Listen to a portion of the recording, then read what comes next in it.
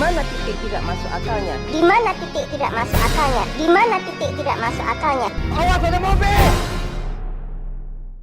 Film yang membuat daki-daki mata saya menumpuk ini dibuka dengan menampilkan Saitama yang udah pensiun datang ke rumah bapak-bapak bernama Wahyu dan istrinya bernama Angela. Buset, bagus bet namanya. Enggak. Jadi kita sebut saja Nurhayati. Dimana maksud kedatangan Saitama ini untuk menagih hutang karena di film Azab ini entah kenapa pemeran utama selalu dibuat kismin, lalu saat jadi kaya pemerannya pun dibuat wasted. Emang psikopat. Nah, kala itu karena Wahyu nggak punya duit, Nurhayati pun mencoba menggoda si Saitama. Hasil itu pun berhasil sehingga membuat Saitama pun pulang begitu saja dengan hati yang kelepak-kelepak. Kala itu Wahyu yang merasa cemburu, ia pun marah-marah ke istrinya akibat penggodaan yang dilakukan oleh si Nurhayati. Ditambah istrinya cuma mampu menghasilkan uang 30.000 saja dari live streaming mandi lumpur di aplikasi Geblek. Dan baru aja Wahyu keluar, ia pun dihampiri oleh para minion. Lu ngapain Geblek? Alhasil entah apa yang ingin dilakukan Wahyu ini, tapi para minion tersebut berhasil mengambil motor si Wahyu karena ternyata Wahyu belum bayar cicilan motor. Gaya elit ekonomi sulit. Ia pun lalu memutuskan jalan kaki dan saat di perjalanan, ia pun melihat sebuah lowongan kerja sebagai panitia hewan kurban. Tanpa berpikir dua kali, Wahyu pun mendatangi masjid tersebut dan bertemulah ia dengan seorang lord, lalu meminta agar Pak Ustadz ini untuk menerimanya sebagai panitia. Saya tempatkan di bagian penerimaan sumbangan, Ustaz. Yalah, belum juga diterima, udah banyak maunya nih orang. Kemudian di malam harinya selesai Wahyu jogging, ia pun langsung mengisi energinya dengan makan biskuat. Kok biskuat? Sambil bercerita ke istrinya kalau ia sekarang sudah mendapatkan pekerjaan sebagai panitia kurban sekaligus cosplay jadi maling sumbangannya. Nah, itulah cosplaynya.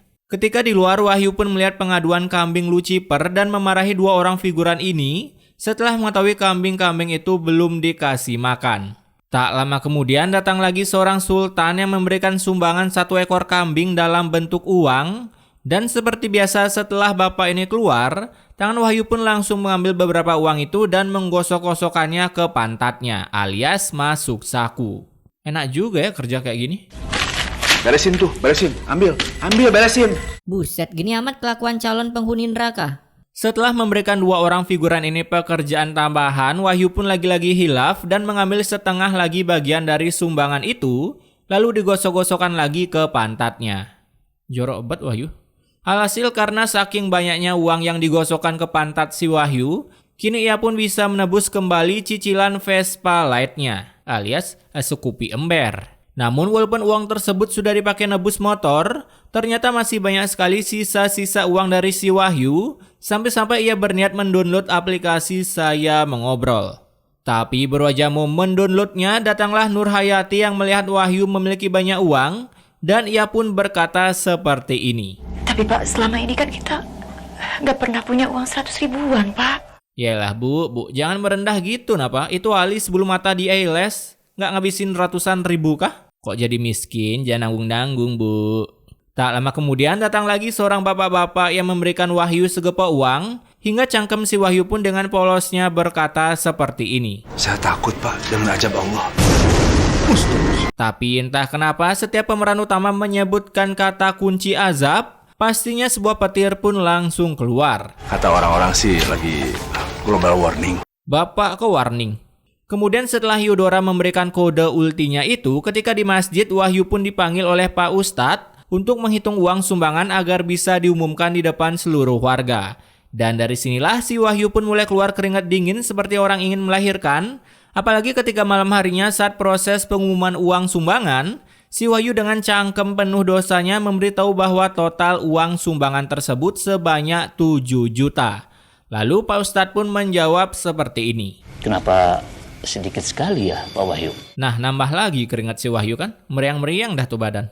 Tapi beruntung karena Pak Ustadz yang sudah suci sekali hatinya, ia pun sama sekali tak mencurigai si Wahyu sehingga Wahyu pun batal di celana karena saking groginya.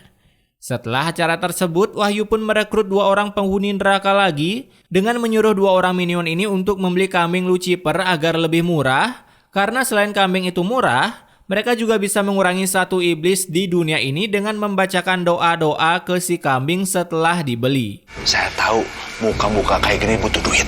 Buset mulutnya.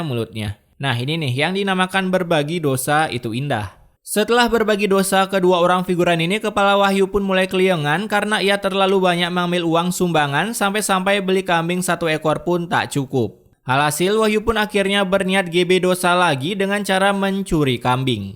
Nah di malam harinya mulailah Wahyu cosplay jadi goblin level 1 dan berhasil mencuri 1 ekor kambing milik Pak Kirman. Sehingga di pagi harinya Wahyu pun dipuji-puji oleh Pak Ustadz karena Pak Ustadz mengira kambing tersebut hasil dari uang sumbangan. Supaya saya bisa dapat untung banyak. Yaelah keselak mie clip on lagi nih pemeran. Di sisi lain 2 orang minion ini pun mulai menjelajah mencari kambing termurah. Dimana karena ajar-ajaran dari si Wahyu, cangkem 2 orang ini pun ikut-ikutan di-upgrade sama percis seperti milik si Wahyu. Itu kambing sakit. Kita ini banyak kambing beli, Pak. Didikan si Wahyu ya emang nggak pernah gagal dah. Setelah membeli kambing sakit itu, 2 orang figuran ini pun diberikan uang ceperan oleh si Wahyu yang cuman 100.000 doang. Dan karena merasa kurang, mereka pun lagi-lagi diberikan misi ranking S oleh si Wahyu yaitu melawan Madara. Enggak lah. Yaitu menyisakan daging hasil kurban itu untuk dijual lagi agar mereka bertiga bisa untung. Setelah memberikan misi itu, Wahyu pun dengan santuy menghitung uang hasil giveaway itu karena si Wahyu katanya mau berkurban. Alhamdulillah, Bapak mau kurban sapi. Buset nih istrinya. Dia udah tahu loh itu uang hasil nyuri dari sumbangan. Bisa-bisanya seneng berwahyu mau berkurban. Mau GB dosa juga dia ya.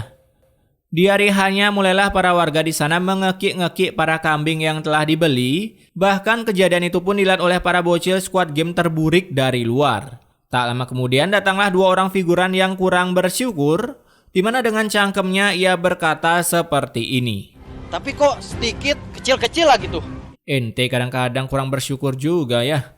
Saat itu juga datanglah si Wahyu yang memberikan pengumuman buat para pendemo di luar termasuk para squad game burik ini. Karena untuk pembagian daging kurbannya akan dilakukan besok bukan sekarang. Setelah pengumuman itu Wahyu pun berjalan menuju pasar. Lalu menawarkan daging itu ke penjual di sana. Tapi anehnya walaupun si begundal ini udah tahu itu daging yang digelapkan dari masjid, ia tetap saja mau membelinya. Bener-bener dah Wahyu GB dosa di mana-mana. Penuh-penuh dah tuh neraka. Di malam harinya datanglah 2 orang figuran lagi yang meminta hasil dari misi ranking S yang sudah ia selesaikan. Karena kita sudah menjual daging kurban jatah warga, Pak. Buset bangga kali gimmickmu bang bilang gitu. Memelas dikit kayak yang di kanan lu. Noh lihat memelas.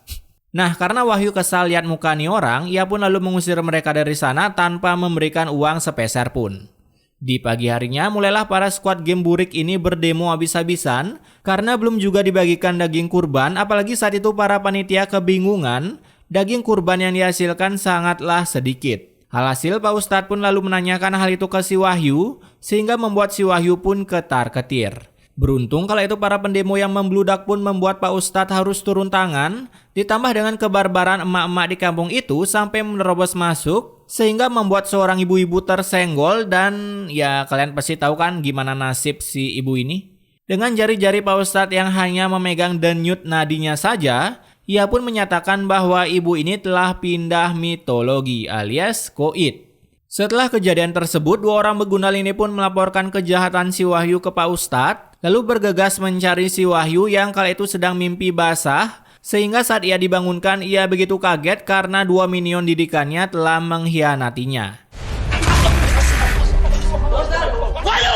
Saat itu juga para figuran ini pun mulai mencari anggota untuk menggedik Wahyu bersama-sama, hingga saat sudah mendapatkan anggota yang cukup mulailah mereka untuk mengejar Wahyu hingga pindah kecamatan sampai masuk ke dalam hutan belantara. Dan saat di dalam hutan, Wahyu pun bertemu dengan seekor kambing Lucifer yang sudah siap menseruduknya layaknya banteng merah. Enggak. Sampai-sampai si Wahyu pun berhasil tergedik ke tanah. Buset, bisa-bisanya kalah sama kambing. Setelah berhasil menghindari si Lucifer, Wahyu pun melanjutkan pelariannya dan lagi-lagi bertemu dengan Mbek yang siap menseruduknya. Buset, kayak banteng. Tapi kali ini dengan full power ditambah dengan mari kita coba, Wahyu pun berhasil terjatuhkan bahkan hampir jatuh ke jurang. Ketika Wahyu berusaha naik ke permukaan, entah punya masalah hidup apa ini si kambing lagi-lagi datang menyeruduk si Wahyu. Dan kali ini benar-benar membuat Wahyu terguling-guling seperti babi guling hingga nyangkut di pojokan. Seperti biasanya karena diseruduk si kambing dan hanya dengan 2 jari si Pak Ustadz, Wahyu pun bisa-bisanya dikatakan sudah dibenet. Ketika si Wahyu dibawa kembali, terlihatlah tangan Wahyu seperti di film Titanic sampai-sampai menyusahkan para warga untuk membawanya.